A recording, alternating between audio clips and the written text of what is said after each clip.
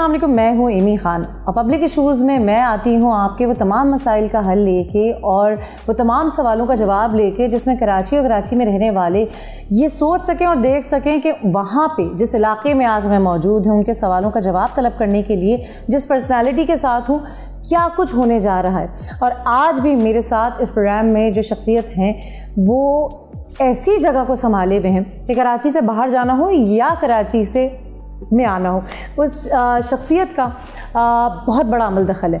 8 UC इनके under में आते हैं और मैं समझती हूँ इस इलाके का जब मैं नाम लूँगी तो हर कोई इससे खूब वाकिफ़ होगा। चेयरमैन TMC सराब बोर्ड कराची लाला अब्दुल रहीम साहब आज मेरे साथ हैं। अस्सलाम वालेकुम, बहुत शुक्रिया आपके वक्त देने का और इतना बड़ा इलाका, इतनी बड़ी ज़िम्मेदारी। और जैसे कि मैंने इंट्रो में कहा कि चाहे वो कराची से बाहर जाना हो चाहे वो कराची में आना हो तो वो हर शख्स इस जगह से होते हुए जाता है। संभालना आसान है या मुश्किल? खैर मुश्किल तो नहीं है। इबादत आप जितने भी कर लो उसमें सुकून मिलता है, खुशी मिलता है। खिदमत आप जितने भी कर लो तो उसमें सुकून और खुशी मिलता है। वो कहता है इबादत से जन्नत मिलता है और खिदमत से खुदा मिलता है। जब आप खुदा की तलाश में हैं तो फिर उसमें एक अलग मज़ा है। हम तो इंसानियत के लिए निकले हुए, इंसानियत की खिदमत के लिए निकले हुए, तो उसमें तकलीफ़ भी होता है, इल्ज़ामात भी होते हैं, तो बहुत चीज़ें उसमें होता है। लेकिन हमारे लिए कोई प्रॉब्लम नहीं। बस हम ये देखता है जो रात में सोते हैं तो हम सोचते हैं हमने आज कितनी लोगों का काम किया है।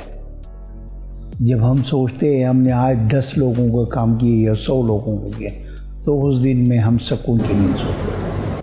क्या बात है। अच्छा मुझे बताएं सर कि ये वाला जज्बा बहुत से लोग रखते हैं लेकिन यहाँ तक आना बहुत मुश्किल होता है।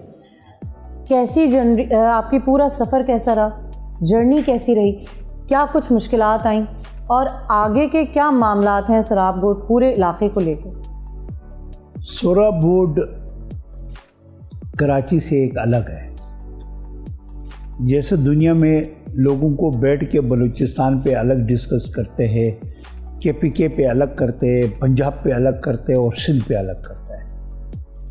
सराब बोर्ड जो है वो आल पाकिस्तान है। इसमें सारी कौमें, सारी ज़बानें रहते हैं। सराब बोर्ड का एक कोना जो है ज़िला सेंट्रल पे पड़ता है, एक साइड जो है वो ज़िला वेस्ट पड़ता है, दूसरा कोना जो है वो ज़िला मलीर पड़ता है।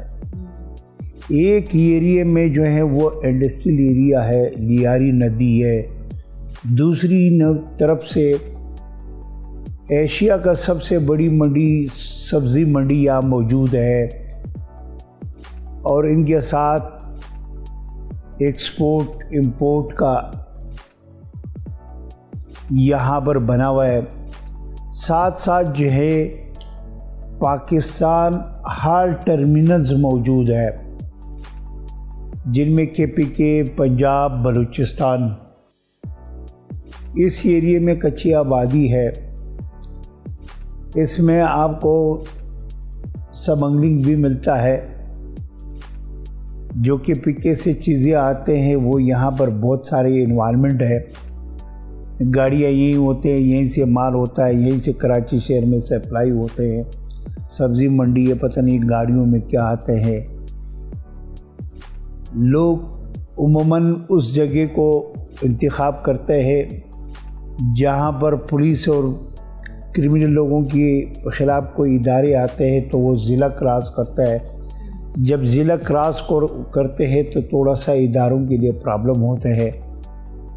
तो इस वक्त में जो मेरी एरिया है वो हर क्रिमिनल आदमी का इंतखाब में है। 2015 में जो स्टार्टिंग में इलेक्शन के लिए प्रोसेस की कागजात के प्रोसेस होते थे, TMC सराब बोर्ड UC 31, इनसे पहले UC 4 का, बाद में UC 31 बन गया। तो शोरा बोर्ड में शोरा बोर्ड यूसी 1 में जो यूसी 31 कहलाता था, वार्ड 1 में हमारा पास उम्मीदवार नहीं था। जो हमारी अच्छे लोगों ने कागजात जमा करने के लिए तैयार नहीं थे। फिर उस वक्त में इलेक्शन कैंसिल हुआ, फिर थोड़ा आगे बढ़ा, फिर थोड़ा आगे बढ़ा। जब कैंसिल हुआ तो हमने 2 रकात नफल अदा किया है। जो लोगों को हमने तैयार किया उसको थ्रेड आया, फिर हमने उस पर वर्किंग किया, फिर और लोगों को हमने तैयार किया, हमने इलेक्शन लड़वाया। अब तो बहुत अच्छे हालात हैं। तो हमने बड़ी मुश्किल वक्त गुजारा है। हमने अपनी ज़िंदगी में यहाँ पर इतनी तकलीफ़ देखा है। हमारे साथ क्या क्या इस शोरा बोर्ड में हुआ ये हम जानते हैं। लेकिन अल्लाह ताला जो है वो सारी दुनिया, सारी कायनात की मालिक है। वो अपनी मखलूक की ख़ुद हिफाजत करते हैं और ख़ुद उसकी परवरिश करता है। अल्लाह ताला ने उस वक्त से निकाल दिया। तो यहाँ का सियासत जो है पूरा पाकिस्तान और पूरा कराची से अलग है। सिंध में एक अलग सियासत है। यहाँ का सियासत का मिसाल मैं KPK और बलूचिस्तान का देता हूँ।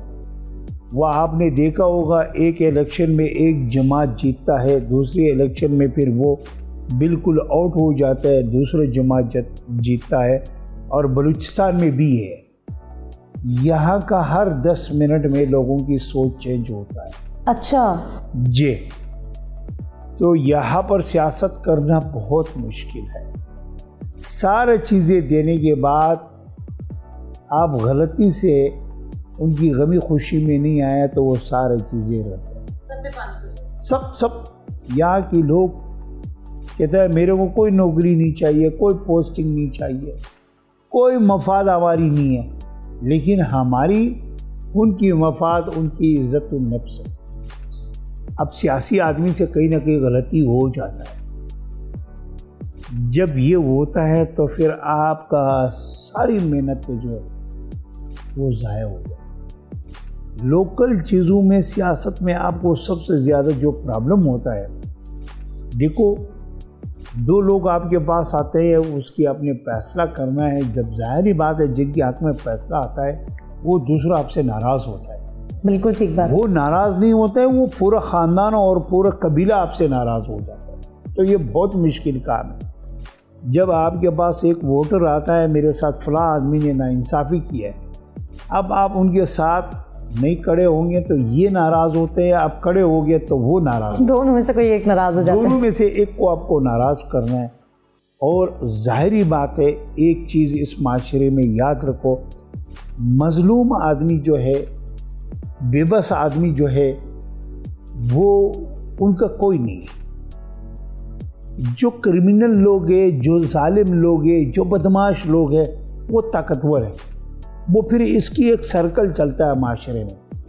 वो लैंड ग्रेबर हो या मंशात फरोश हो या किसी की सोर्स हो या बिजली को माफिया हो या पानी माफिया हो, तो ये सारी सर्कल एक ही होना है, मफादात सबकी एक ही है। अब मजलूम आदमी, मिस्कीन आदमी की जब आप मदद कर सकते हैं, वो आपको कुछ नहीं दे सकता है, वो आपको दुआ दे सकता है। बिल्कुल। अब वो आपके लिए खड़ा नहीं हो सकता है। फिर ये सारी आपका सोशल मीडिया पे जो है, सोशल मीडिया पे आपका ऐसी का तैसी कर देता है। ये तो आपको इस मुल्क में, इस शहर में आपको मानना पड़ता है। कभी कभी लोग मेरे से सवाल करते हैं कि यार सोशल मीडिया पे आपके ख़िलाफ़ बड़ी कैंपेन चलता है। जब उस जमात को यहाँ मौजूद है, उस जमात को हमने यहाँ पर टफ टाइम दिया है, तो उनकी लोग तो हमारी भी किरदार कशी करते हैं, वो हमारे ख़िलाफ़ भी कैंपेन करते हैं। जब सियासी और ये जितनी लोग हैं, ये फिर एक ही पिच पे आ जाते हैं, तो बहुत मुश्किल है यहाँ का सियासत।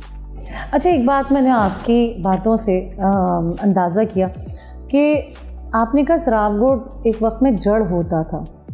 तमाम तर, चाहे वो मंशियाती मामलात हों, चाहे वो क्रिमिनल्स हों, चाहे वो, यानी आप ये समझें कि जो गलत अगर कोई चीज़ हो रही है शहर में तो शराब गोट उसकी हिट लिस्ट पे होता था। और बिल्कुल हमने देखा है, कराची के शहरियों ने देखा है कि रेंजर्स और पुलिस वहाँ ऑपरेशन करने में बहुत मुहतात होती थी, या शायद इस तरह भी होता था कि वहाँ उस तरफ जाने को राज़ी ही नहीं होती थी। कानून को आपने किस तरह देखा? क्या कानून पे दस्तक देना आपके लिए आसान था, मनाना पड़ रहा था यहाँ के हालात को बेहतर करने के लिए, अपनी सियासत को जमाने के लिए, लोगों को सुकून देने के लिए? देखो, मैं आज भी कहता हूँ, मैं आवाम का आदमी हूँ, पाकिस्तान पीपल्स पार्टी से हमारी ताल्लुक़ है, हम बात करते हैं आवाम की, तो यहाँ बहुत प्रॉब्लम है। ख़ासे मतलब कोई भी काम आसान नहीं होता, और एक ज़िम्मेदार इंसान के लिए तो शायद बिल्कुल भी नहीं होता।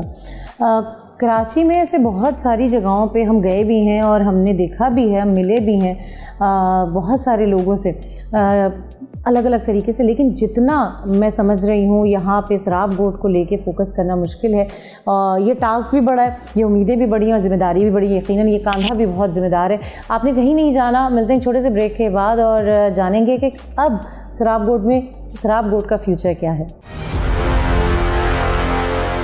जी जनाब, वेलकम बैक। मैं हूँ Amy Khan, program public issues में। आज जिस एरिया के इश्यूज़ को लेकर हम बात कर रहे हैं, यकीन माने कि मेरी पहली मुलाकात, मेरे सवाल और मैं इनकी बातों से अपने सवाल जनरेट कर रही हूँ कि क्या वाकई एक यहाँ तक का सफ़र इतना मुश्किल हो सकता है? क्योंकि देखने वाली आँख तो सिर्फ ये जानती है कि इनको क्या है, ये लोग गाड़ियों में आते हैं, गार्ड्स होते हैं इनके पास, इनके लिए आसानी है, या ये ख़ुद ज़िम्मेदार हैं, ये तो चाहते ही ऐसे हैं कि ये इलाका ऐसा रहे या ये जगह ऐसी रहे। हम बहुत आसानी से फ़ैसला कर देते हैं, लेकिन वाकई ये बहुत मुश्किल है, आसानी नहीं है। किसी भी काम तक पहुंचना, उसकी तकमील तक पहुंचना बिल्कुल आसान नहीं है।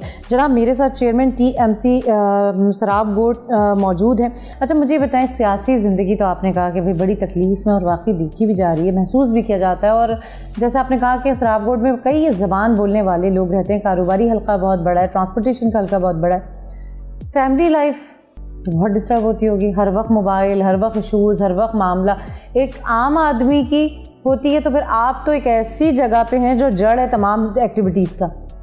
फैमिली लाइफ में किस तरह से इन चीज़ों को पार्टिसिपेट करवाते हैं? देखो, कोई भी आदमी किसी फील्ड में जाता है, जब तक उसकी फैमिली की मदद उनके साथ ना हो, उसकी फैमिली उनके साथ ना हो, तो वो कभी वो सफ़र नहीं कर सकते। बेशक। आज इस जगह तक मैं पहुंचा हूँ, मेरी फैमिली, मेरे भाई, मेरे ख़ानदान मेरे साथ खड़े हुए। कभी उसने नहीं देखा आप बिज़नेस को हम देख रहे हैं, आप क्यों नहीं देख रहे। कभी मेरी वाइफ ने ये पूछा नहीं है आप क्यों देर से आए, आपने हमको टाइम क्यों नहीं दिया। वो चाहता है अल्लाह ताला ने आपको अपनी लोगों के लिए, अपने के लिए पैदा किया। जो अल्लाह ताला अपनी मखलूक का खिदमत और काम आपसे लेना चाहता है, तो मैं कौन हूँ जो रोकूँ। क्या बात है, क्या बात है। अच्छा, फैमिली से कोई और सियासत में है? जी है। सबसे देखो, मेरे बड़ा भाई वो सियासत में था, तो अब नहीं है। बाकी मेरे भतीजे भाई सब बैकअप में खड़े हुए हैं, सब सियासत। अच्छा, तो इसका मतलब है घर का माहौल भी सियासी माहौल है कि वो सबको अंडरस्टैंड सब करते होंगे। जब त्यौहार है, खुशी है, आना जाना है, जाहिर सी बात है ये वाली जो जिम्मेदारियां आपकी हैं, ये तो एक आम आदमी एक आम सोच भी नहीं सकती, क्योंकि ना इसमें दिन का पता चलता है, ना रात का पता चलता है, ना मामलात का पता चलता है। लोगों को उम्मीदें भी फिर वैसी ही होती हैं। लेकिन कभी ऐसा होता है कि आपने दो चीज़ों में से एक चीज़ चुननी होती है, बच्चे हैं, फैमिली है, घर है, माँ है, बाप है। तो कभी अगर ऐसा वक्त आता है तो फिर क्या मामले होते हैं? क्योंकि ना रात ना दिन, कोई भी ऑफ तो है ही नहीं ना, चाहे ईद हो, बकरीद हो, कुछ भी हो, रमज़ान हो, आपने अपना काम करना है। और ये जो मोबाइल है, ये तो हमारे मतलब इतना करीब हो गया कि हर रिश्ते से करीब हो गया। तो उसमें कैसे बैलेंस करते हैं फिर? देखो, मैं अपनी आज इस त्यौहार की बता दूँगा। जब मीठा ईद होता है, तो मीठा ईद में मैंने ज़िंदगी में एक मस्जिद में ईद की नमाज़ नहीं पढ़ी। हमने तय करना है रमज़ान में मैंने फ़लाँ जगह में नमाज़ पढ़नी है तो वो सारी एरिया में वहाँ पहुँचते हैं, नमाज़ पढ़ते हैं। नमाज के बाद आधा एक घंटे हम घर गया, बड़े भाई और लोगों से फैमिली से मिला है। उसके बाद हम अपनी जगह पर हैं और हल्के की आवाम वहीं पर है। रात तक, ईद का तीसरे दिन तक, चौथे दिन तक ये है मेरे त्यौहार। और कुर्बानी ईद पे सुबह नमाज पढ़ने के साथ हम गली कुचू में लाशें उठाते हैं और लोगों को सलाम करते हैं। ये मैं चेयरमैन से पहले मेरी यही रवायत और ये तरीक़ाकार। कभी भी किसी ईद पे मैं अपनी कुर्बानी के लिए खड़ा नहीं हुआ, कभी याद नहीं है।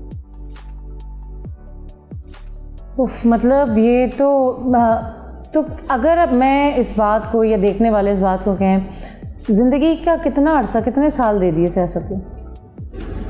याद नहीं याद। ये अच्छे बुरे की तमीज़ करने के बाद मैं लोगों के दरमियान में और सियासत। क्या बात है, क्या बात है। अच्छा, मुझे ये बताएं कि यहाँ हमने बहुत अब सराबगोट जो है कराची के उन इलाक़ों में आता है जहाँ पे अनगिनत रेस्टोरेंट्स और लोगों की एक वो रहती है। जैसे हम सी साइड पर अब देखते हैं कि काफ़ी दो दरिया की तरफ एक रेस्टोरेंट को खोला जा रहा है और एक्टिविटी रहती है, लोगों की इन आउट रहती है। हम यहाँ हाईवे पे जाते हैं तो उससे इन आउट रहता है, फिर आगे जाते हैं तो काफ़ी ऐसी कराची वालों के लिए एक्टिविटी है जो कि इस जगह को काफ़ी कमर्शली यूज़ किया जा रहा है इस वक्त। रेस्टोरेंट करीब है, खाने पीने का शौक़ रखते हैं, बैठक का शौक़ रखते हैं। कभी भी एक तो मैं खाने की, मेरी लोगों को पता होता है मैं खाने का कभी शौकीन नहीं। अच्छा। मिला तो मिला, नहीं मिला तो नहीं मिला, कभी भी नहीं। मेरे कोई उठने बैठने की नहीं है। ज़्यादा से ज़्यादा मेरे उठने बैठने की सियासी लोगों की है और अपनी जो लोग हैं उन्हीं के साथ है, बाकी कोई ऐसा नहीं है। अच्छा, मुझे बताएं कि किस इदारे को से आप सबसे ज़्यादा, जब आप किसी इशू के लिए गए, किस इदारे को आपने सबसे ज़्यादा गैर ज़िम्मेदार पाया?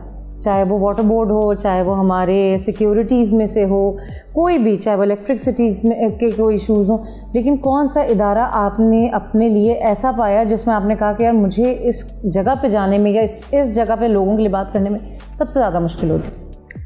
देखो, कोई भी इदारा गैर ज़िम्मेदार नहीं है, लेकिन शख्सियात जो है वो गैर ज़िम्मेदार हैं। दूसरी नंबर पे मैं एक बात कहूँगा, कोई भी इदारा, कोई भी शख्स गलत नहीं है। इस माशरे में हमारी कौम की बदनसीबी है। वो मिसाल दुबई का देता है, वो मिसाल अमेरिका का देता है, वो मिसाल लंदन का देता है, लेकिन अपना मिसाल नहीं देता।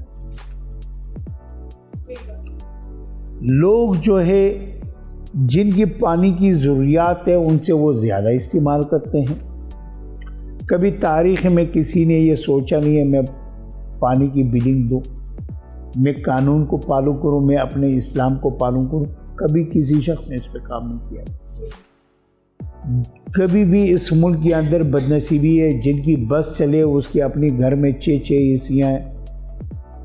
जब आपकी मिसाल के तौर पर 30,000 की बिजली यूज़ करते हैं और आपके इनकम जो है वो 20,000 हैं, तो फिर क्यों? इसमें सबसे ज़्यादा जो है हम शहरियों का गलती है। ठीक है, जब तक हम इन चीज़ों पे अमल ना करें तो कभी चीज़ें ठीक नहीं होंगी। अब किसी की मोबाइल है, उनका पैकेज ख़त्म होता है, बैलेंस ख़त्म होता है, तो वो आराम से बैठ जाते हैं। अब पूरे निज़ाम ने कर्ज पे चलना है, जुगाड़ पे चलना है, तो एक न एक दिन ये चीज़ें ख़राब होंगी। यकीनन ऐसे ही है। और कहते हैं कि किसी को सही करना है तो सबसे पहले आपने ख़ुद सही होना है। और कहाँ बैठते हैं, किन लोगों में बैठते हैं, किस तरीके से बैठते हैं, ये सिर्फ़ और सिर्फ आप डिसाइड कर सकते हैं। ऐसों में बैठते हैं जो कुछ सिखा सकें, ऐसों में बैठते हैं जो कुछ बिगाड़ सकें, तो ये आपकी चॉइस है। आपने कहीं नहीं जाना। मिलते हैं एक छोटे से ब्रेक के बाद। जी जनाब, वेलकम बैक। और जब आप किसी ऐसे इंसान से, ऐसी शख्सियत से, ऐसे रुतबे से मिलते हैं ना, जिसका सफ़र बड़ा तवील है, जिसने तमाम मौसम देखे हैं, जिसने तमाम चेहरे देखे, जिसने तमाम रंग देखे, और आपकी बात से वो ऐसी बात, वो ऐसे रुख बता दें जो कि उनके तजुर्बे में आला पाए की हो, तो यकीन माने कि आपको लगता है कि आप आज बहुत ही बड़ी किसी पर्सनालिटी से मिल गए। आज आप ऐसे किसी इंसान से मिल गए हैं जिससे आपको बहुत कुछ सीखने और समझने को, और जो कि बहुत सच्चा खरा है, और शायद वो अपने सच्चे और खरे होने की कहीं ना कहीं उसको पे ऑफ भी कर रहा है। लाला सर, मुझे ये बताएं कि आपकी बातें, अभी हम ऑफ कैमरा भी बात कर रहे थे, बड़ी सच्ची और खरी हैं। इन खरी बातों का जवाब भी देना पड़ता होगा, क्योंकि ये खरा सच किसी को हजम नहीं होता। इनके तो हमने बहुत कुछ भुगता है और भुगत रहे, लेकिन मैं एक चीज़ देखता हूँ, मेरी ज़िंदगी मेरे रब के हाथ में है। मेरे लिए मेरी अल्लाह ताला ने मेरी इज़्ज़त,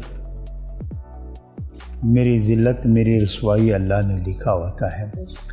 तो बस एक आसरे पे हम जाके सच बोलते हैं और लोगों के मुंह पे बोलता है और आगे बढ़ते हैं। लेकिन अल्लाह ताला का एक निज़ाम, ऐसी निज़ाम है जो हम सोच करके बैठे में उनसे 1000 गुना बेहतर करते हैं। बस मैं लोगों से मेरी एक अपील है, उस रब पे यकीन करो जो वो रब कहता है और आपके कुरान कहता है, आप उसकी कोशिश करो, बाकी सारी दुनिया को छोड़ो। इस मुल्क में हमारी बदनसीबी है, इतनी बदनसीबी है, लोग झूठ को सच समझते हैं। लेकिन सर, अगर आप जैसे लोग, इतना एक रुतबा रखने वाले आप जैसे लोग भी अगर हमें कहीं कहीं मजबूर नज़र आते हैं, तो एक आम इंसान तो मेरे ख्याल से उम्मीद ही ना रखे कि कुछ सही हो सकता है, क्योंकि सही भी तो हमने ही करना है ना। बजाय इसके कि हम कुछ बेहतर होते, कुछ थोड़ा बहुत तरक्की याफ्ता मुल्कों में जाते आते, हमारा थोड़ा सा मयार बुलंद होता, हम मज़ीद बदकारी की तरफ जा रहे हैं। मैं तो अपनी हैंड में कोई मजबूर नहीं हूँ। मेरी अपनी हैंड में जो मेरे पास इख्तियारात है उसमें तो मैं बिल्कुल कट करता हूँ। अब मसला है, एक सीढ़ी भी आप पैर रखता है, हाँ, तो अगला सीढ़ी भी होना चाहिए। बिल्कुल, क्या होना चाहिए? जब अगली सीढ़ी होगा तो आप अपनी मंजिल तक पहुँचेगी। मैं एक सीढ़ी हूँ, एक छत तक जो है वो 30 सीढ़ी होना चाहिए।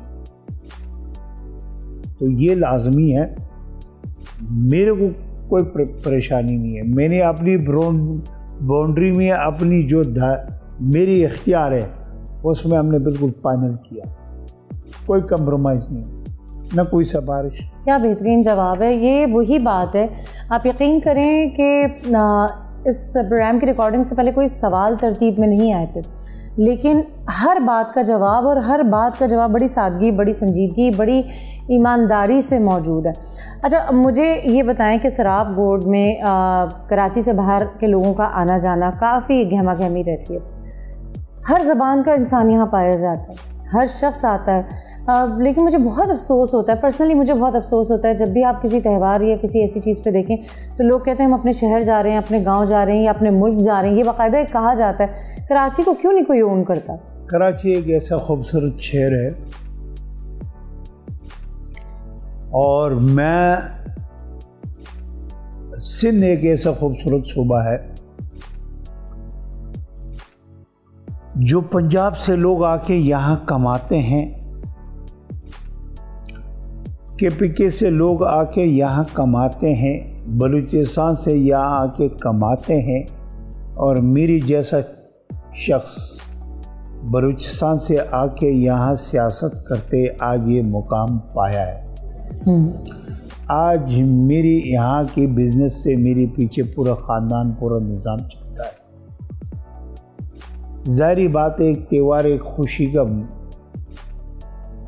मौका होता है जो लोग जाके अपने प्यारे, अपने रिश्तेदारों से मिलता है, क्योंकि साल 12 महीने वो यहाँ मेहनत करते हैं।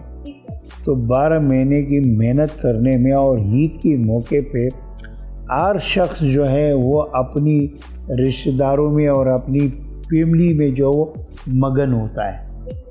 जो ये लोग हैं ये इसलिए जाते हैं जो ईद अपनों के साथ। देखो, एक तो सबसे ज़्यादा पाकिस्तान के अंदर हम सबको एजुकेशन पे काम करना चाहिए। ठीक बात।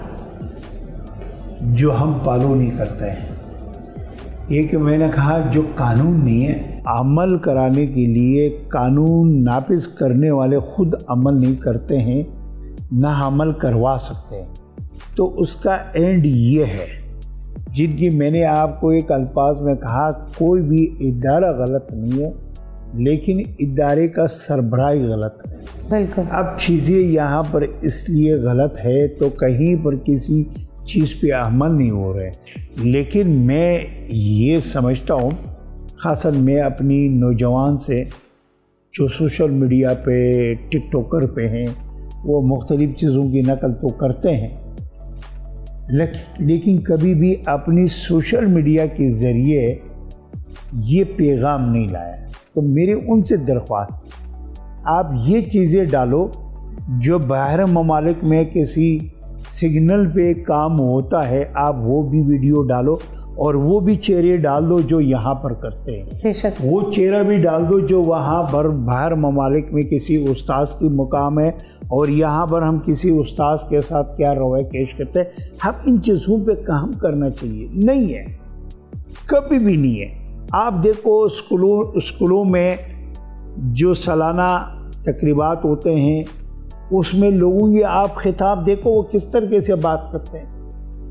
वो ऐसी तकरीर करते हैं जैसे आवाम से वोट मांगते हैं, ऐसा तकरीर करते हैं जैसे अपनी शख्सियत दुनिया को बताते हैं। ये चीज़ें हमारी गलत हैं जिस पे हम सब ने मिल के काम करना है। नहीं है। बिल्कुल ऐसे एग्री करूँगी। कब शुरू होगा, कैसे शुरू होगा, कहाँ से शुरू होगा, ये मेरे ख्याल से हम नहीं तय करना है। सर, कोई पैगाम, कोई ऐसी बात, कोई ऐसी दिल में चुभता हुआ कांटा जो आप चाहते हैं कि बस मैं कभी भी बात करूं तो मैंने यही बात करनी है? मेरे सिर्फ दो चीज़ें हैं। एक, खुदा के लिए अपनी सोच को, जब तक कोई चीज़ आप सामने देखेंगे नहीं, उससे पहले कमेंट्स। एक, अब बहुत हो गया। मेरे एक पैगाम है, अपनी हिस्से का इस मुल्क के लिए जो आपका टैक्सेस बनता है, जो चीज़ें बनता है, वो आप दो। दूसरे के आसरे में नहीं रहो जो फलां आदमी की नहीं। बहुत प्यारी बात की आपने।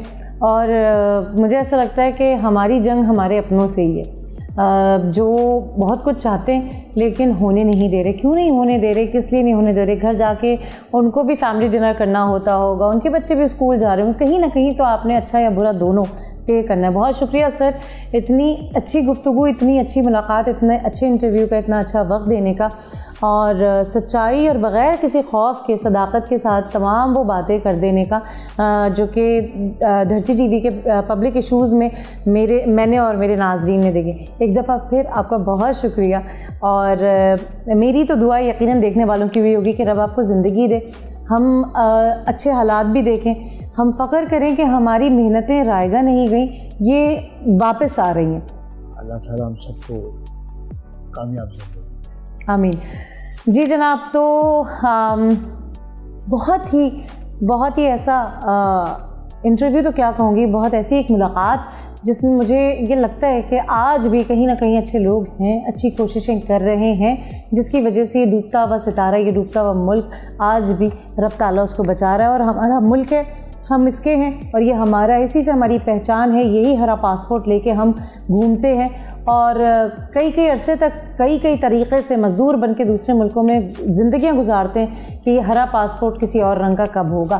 काश यही मेहनत, यही उम्मीद इस मुल्क से कर लें। ईमानदारी, अपने अपने हिस्से की ईमानदारियाँ करें, यकीनन हम अपने हिस्से का खाएंगे। बहुत शुक्रिया। अपना ख्याल रखें, ख़ासकर उनका ख्याल रखें जो आपका ख्याल रखते हैं, और जिस ज़मीन पे पैदा हुए इससे वफ़ा करें। पब्लिक इशूज़ में बशर्ते ज़िंदगी इंशाल्लाह फिर मिलेंगे किसी ऐसे दरवाज़े पे जहाँ पे आपके इशूज़ होंगे, मैं होंगी और आपके सवालात होंगे, और यकीनन कोई और बहुत ही खूबसूरत सी शख्सियत होगी। Stay bless. अल्लाह हाफ़िज़।